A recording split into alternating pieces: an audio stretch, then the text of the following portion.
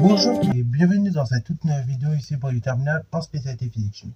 Donc dans cette vidéo ici, on va tout simplement appliquer la conservation de l'énergie mécanique. Ok, donc on va voir un petit peu quand l'énergie mécanique ne se conserve pas.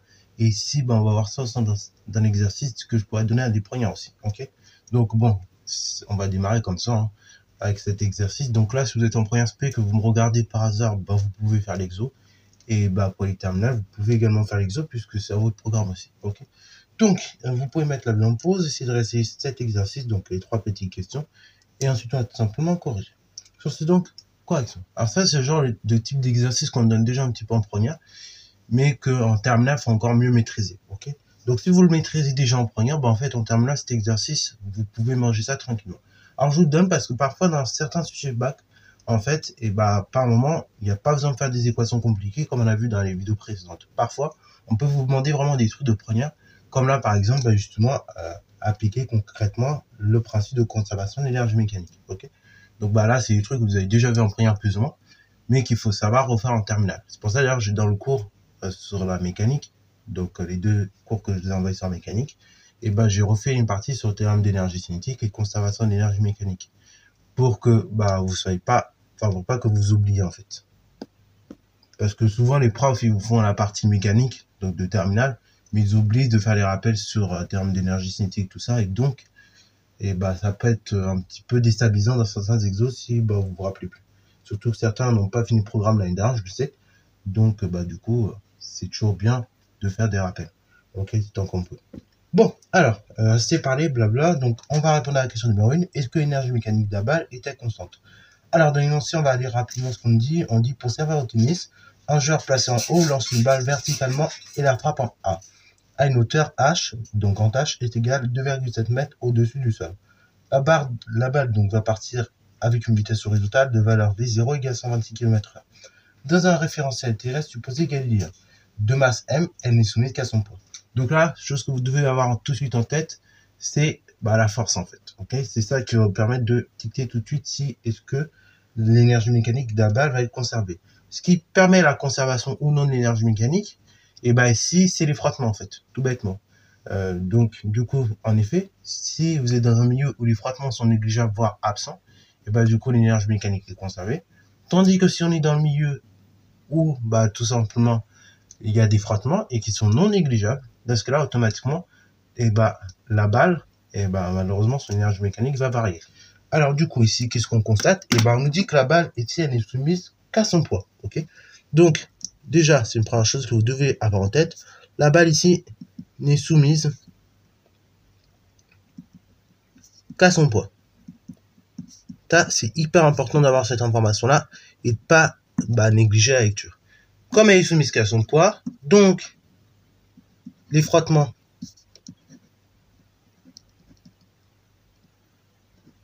ne sont pas présents.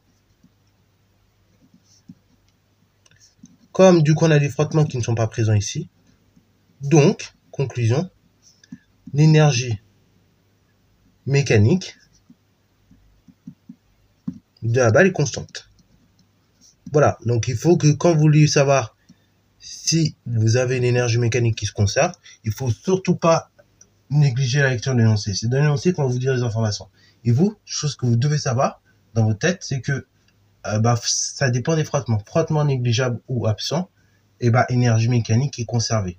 Frottement donc non négligeable et donc faisant intégralement partie de notre étude, là du coup vous avez une énergie mécanique qui varie. Okay, ça c'est une chose extrêmement importante que vous devez avoir en tête. Deuxième chose, alors maintenant donc question 2, montrer que l'expression de la valeur de vitesse VB de la balle lorsqu'elle touche le sol s'écrit de la manière suivante. Donc VB égale racine carrée de V carré V0 au carré plus 2 fois G fois grand H. Ok. Alors pourquoi vous avez déterminé ici l'énergie mécanique de la balle est constante? C'est parce que tout simplement c'est pour bien résoudre la deuxième question. Ok. Donc si vous n'avez pas bien réussi à montrer que l'énergie de la balle elle reste constante, vous pouvez admettre le fait que l'énergie de la balle elle reste constante, l'énergie mécanique, et après quand même dérouler la question 2. À la question 2, en fait, ça fait revenir une technique que vous avez vue en première. Et donc, eh ben, on va la faire réappliquer ici. Ok? Donc, on va dire, d'après la question 1, donc ici, la variation d'énergie mécanique est nulle. Ce qui veut très bien dire aussi que l'énergie mécanique se conserve. Ce qui équivaut à dire que énergie mécanique en A moins énergie mécanique en B, ben ça fait 0. La variation d'énergie mécanique entre A et B, voilà, pour être plus précis, et ben il vaut 0. Donc énergie mécanique en A moins l'énergie mécanique en B, je sais que ça fait 0. Ce qui veut dire donc que l'énergie mécanique est conservée. Donc énergie mécanique en A égale énergie mécanique en B. Par définition de l'énergie mécanique, ça vous l'avez vu en première, vous pourrez revoir le chapitre de première sur ce sujet-là si vous voulez. Donc toujours dans la playstem numéro 3, énergie, conversion et transfert. Et ben vous savez que l'énergie mécanique c'est quoi? C'est la somme de deux énergies. C'est l'énergie cinétique plus l'énergie potentielle de position. Donc énergie mécanique en A, c'est l'énergie cinétique en A plus l'énergie potentielle de position en A. L'énergie mécanique en B, bah c'est la même chose. Donc c'est énergie cinétique en B plus énergie potentielle de positeur en B. Ok, oui, on dit potentiel de position, mais nous d'ici, on aura plus tendance à dire potentiel de pesanteur. Bon, ça revient même dans tous les cas, juste un petit détail qui change. Bon. Ensuite, par définition de l'énergie cinétique, vous savez que l'énergie cinétique en A, bah, c'est tout simplement égal à 1/2 fois la masse fois la vitesse du système au carré. Donc ici, en A, on regarde bien notre schéma. La vitesse ici en A, bah, c'est V0, ok? Donc du coup, on aura quoi? 1/2 fois la masse du système. La masse du système, c'est quoi? Bah, c'est tout simplement M, voilà, fois la vitesse en A, donc il vaut V0, ok? Donc ça, c'est l'énergie cinétique en A. L'énergie potentielle de pesanteur en A, bah, c'est quoi? C'est M fois G fois H par définition. Ici, donc la hauteur, elle vaut grand H. G, bah, sa densité pesanteur, elle nous est même donné sa valeur. Pareil, il faut l'apprendre par cœur, ok? Souvent, elle vous les donne maintenant, j'ai remarqué, mais il faut quand même l'apprendre par cœur, parce que parfois au bac, on peut ne pas vous la donner, et quand même en avoir besoin. Donc ça, c'est des constantes, hein, vous êtes censé les connaître, c'est comme la célérité de la lumière. Normalement, vous êtes censé connaître ces genres de constantes, donc il faut les avoir en tête. Donc on revient, énergie potentielle de pesanteur en A, donc c'est M fois G fois H. Donc ici, c'est M fois G fois grand H, hein, c'est la hauteur, égale énergie cinétique en B. Énergie cinétique en B, bah là, c'est 1/2 fois M fois vitesse en B, ok? Fois la vitesse en B au carré. Et pareil, là, c'est V0 au carré. Plus énergie potentielle de pesanteur en B, donc c'est M fois G fois bah, la hauteur en B, ok? Donc ici, la hauteur en B, pour l'instant, on va mettre H, petit h, ok? Petit hb. Or, ici, la hauteur en B, bah, vous regardez, si vous regardez votre petit schéma, et bah, on voit qu'on est au niveau de l'axe des abscisses, donc elle vaut 0. Donc on peut dire, or, HB égale 0, donc par conséquent, M fois G fois HB, ça vaut 0. Donc, par conséquent, l'énergie potentielle de pesanteur en B vaut 0. Ok? Alors, pareil, essayez d'analyser comme ça, si vous ne pouvez pas éliminer des termes. Ok? Là, bon, la vitesse en B, du coup, comme l'énergie mécanique est conservée, il y a une vitesse en B, donc une énergie cinétique en B. Là, comment on fait? Là, pour l'énergie potentielle de pesanteur en A, comme ici, elle part à une certaine hauteur, 2,7 mètres, bah, il y a une énergie potentielle de pesanteur. Et comme le système est lancé avec une certaine vitesse V0, bah, l'énergie cinétique en B existe. Donc, on va dire qu'on a la chose suivante. Il vient que on a 1/2 fois M fois V carré, enfin, vitesse V0 au carré, plus M fois G fois grand H est égal à 1/2 fois M fois V carré B. Ok? Alors, l'étape qui va suivre, moi, ce que je vous conseille, vous regardez, toujours soyez attentifs. Regardez ce que vous pouvez factoriser. Donc là, je vois que j'ai du M. Donc déjà, je peux factoriser par M. Ok. Ensuite, qu'est-ce qu'on a commun entre les deux termes là? Bah là, on n'a rien de plus. Donc déjà, je factorise par M, ça va grandement nous aider. Donc ça va me donner M, facteur de la chose suivante. 1/2 V0 au carré, plus G fois grand H, égale 1/2 fois M fois VB au carré. Ok. Ici, je multiplie par une masse. j'ai également une multiplication par une masse. Donc, on peut diviser par la masse des deux membres, aux deux membres de l'égalité. Et donc, on obtient 1 demi. V0 au carré plus G fois grand H égale donc la chose suivante, égale tout simplement 1 demi V carré B. Ok. Qu'est-ce qui va suivre après? Là, pour faire sauter le 1 demi, je multiplie tout par 2. Donc, du coup, j'ai 1 demi fois 2 qui fait 1. Donc, V0 au carré plus 2 fois G fois grand H égale V carré B. Moi, je veux pas le carré de la vitesse en B, je veux juste la vitesse en B. Donc, pour faire sauter un carré, vous connaissez la technique, on fait une racine carrée.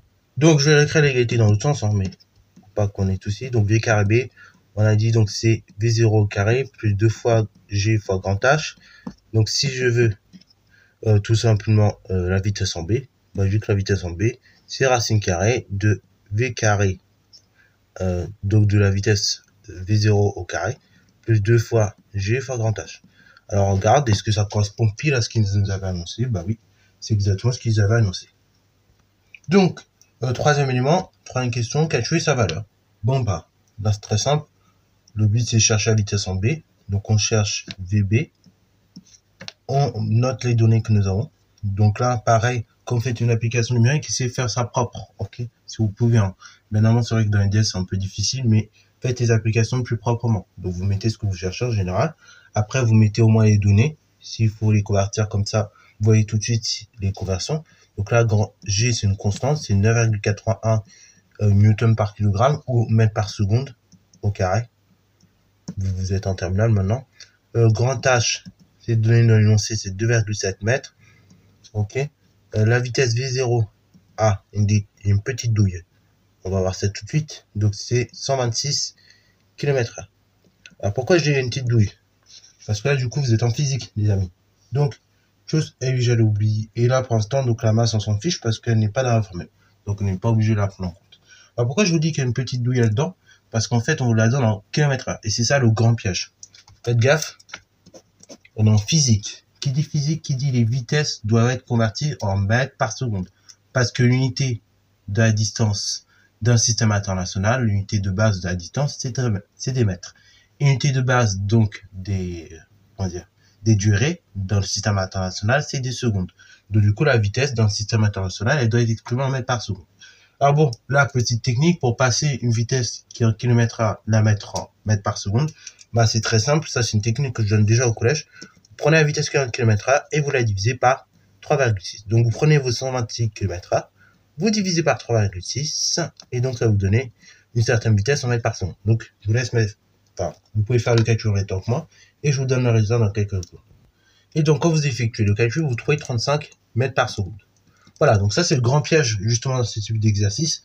C'est que par moment, on est tout content, on a réussi à faire la deuxième question parce qu'en général, il y a des gens, ils ont du mal à faire En général, vous vous douillez un peu pour faire la deuxième question, que ce soit en première ou en terminale. Et je ne rigole pas, c'est la réalité. Voilà. Donc, vous êtes tellement content d'avoir fait la deuxième question. Vous vous dites, la troisième question, c'est facile. J'applique direct ma formule. Je cherche même pas à comprendre. Je balance les données. Mais sauf que, faites gaffe. Il faut toujours vérifier la cohérence de vos unités. Là, c'est bon. Tous les éléments sont dans les bonnes unités. Donc, il ne me reste plus qu'à faire le calcul. Donc, maintenant, et vous mettez d'après la question 2.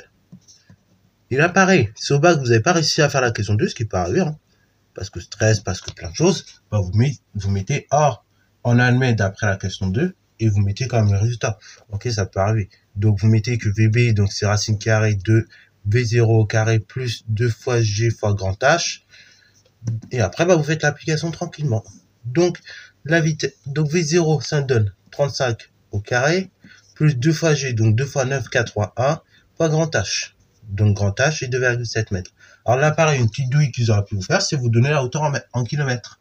Là, pareil, il aura fallu la convertir en mètres, pour que ce soit cohérent. Et donc, quand vous effectuez les calculs, vous trouvez que la vitesse en B est égale à la chose suivante. Et là, faites gaffe encore une fois. Donc là, on va la donner à tout simplement deux chiffres significatifs. Donc, on trouve 3,6 10 puissance 1. Donc ici, attention, c'est mètres par seconde. Ok? Faites super gaffe. Parce que ça, c'est une erreur classique. Vous dites, c'est km/h. Non. Le résultat que vous obtenez, c'est des mètres par seconde encore. Puisque au départ, vous avez pris la vitesse en mètres par seconde. Bon. Si vous voulez l'avoir en km/h, pourquoi pas. Vous faites donc le nombre que vous allez trouver, vous multipliez par 3,6, et vous trouvez donc 1, donc là je vais donner à toujours deux chiffres significatifs, ça fait 1,3 10 puissance 2 mètres par seconde. Là, pareil, essayez d'utiliser le plus possible la notation scientifique. Ça permet donc de garder les résultats avec la précision des chiffres significatifs en fait. Ça permet de bien travailler autour des chiffres significatifs parce que si tout simplement vous utilisez les nombres que vous utilisez sur vos calculatrices, si vous copiez tous les chiffres de la calculatrice, déjà c'est long. Et en plus, après vous avez des chiffres significatifs qui sont pas bons. Ok. Et c'est un peu dommage parce qu'il y a certains profs qui malheureusement, je sais, même en terminale, pénalisent si vous mettez pas bon nombre de chiffres significatifs, alors que c'est des points en soi pas trop difficiles à avoir. Si j'ai le temps, un jour d'ailleurs, je ferai une petite vidéo autour des chiffres significatifs pour vous rappeler quelques règles là-dessus. Mais bon, voilà, on ne fera pas ça aujourd'hui. En tout cas, pas dans cette vidéo. Voilà, donc c'est tout pour cette vidéo. J'espère qu'elle t'a plu. Si c'est le cas, n'hésitez pas à la liker, commenter et balancer cette soirée en mathématiques et en sciences.